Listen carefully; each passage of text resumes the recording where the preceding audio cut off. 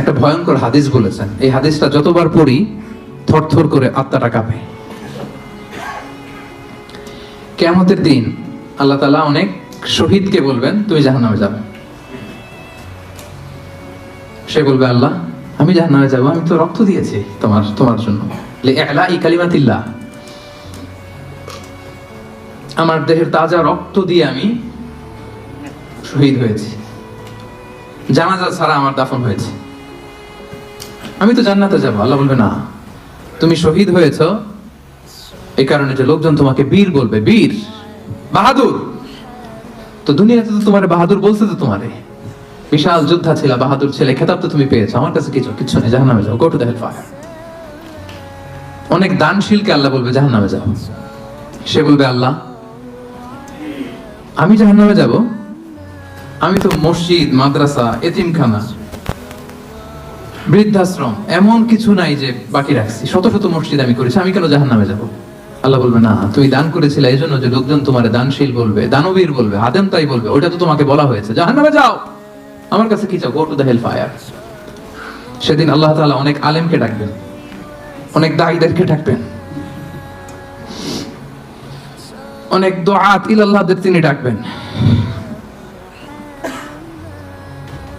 Because of Allah, we are saved. Because of Allah, we are saved. Because of Allah, we are saved. সেদিন অনেক দুআত ইলাল্লাহদেরকে ডেকে আল্লাহ বলবেন যে তুমিও জাহান্নামে যাবে। সে বলবে আল্লাহ কেন? আমি মানুষকে কোরআন শিখিয়েছি, আমি মানুষকে হাদিস শিখিয়েছি, আমার কথা শুনে অনেক নামাজ ধরেছে, আমার কথা শুনে অনেকে দাঁড়িয়ে রেখেছে, আগে সুদ খেত, আমার কথা শুনে সুদ বন্ধ করেছে, আমার কথা শুনে তো আল্লাহ এরা নামাজি হয়ে গিয়েছে। দ্য এন্টায়ার সোসাইটি সুদ বন্ধ করেছে, নামাজ ধরেছে, তারা ফরজ যাকাত দিত, আল্লাহ আমি কেন জাহান্নামে যাব?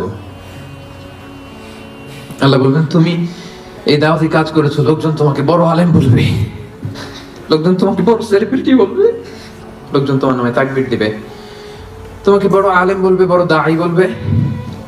এটা তো বলা হতো তোমাকে দুনিয়াতে, আল্লামা বলে ডাকা হতো তোমাকে, বাহরুল উলুম বলা হতো তোমাকে, জ্ঞানের সাগর, অনেক বড় দাঈ, অনেক বড় সেলিব্রিটি তোমাকে বলা হতো এই দুনিয়াতে।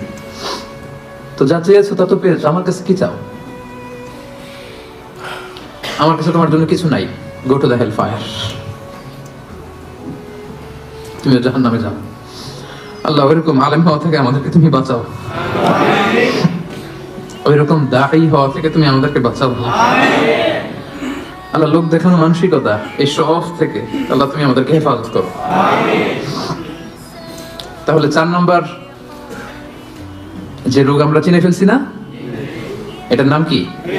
রিয়া। নামাজ পড়তেছি, মানুষ আমার এই বড় মুসল্লি বলে, হজ করে আসছি যেন আমার নামের আগে আলহাজ লাগায়, যাকাত দিচ্ছি, যাকাতের শাড়ি লুঙ্গি, দানবীর, শিল্পপতি, এটা যেন বলে, জিহাদের ময়দানে গিয়েছি, ইসলামের জন্য মিছিল দিচ্ছি, যাতে মিডিয়াতে আমাকে সবার আগে দেখা যায়। আল্লাহ বলবে go to the hell fire, জাহান্নামে যাও। এগুলো একটাও আমার জন্য করো নাই, তুমি যা চেয়েছিলে দুনিয়াতে তুমি সেটা পেয়েছো, আমার কাছে কি চাও? কিচ্ছু নাই আমার কাছে তোমার জন্য, যাও।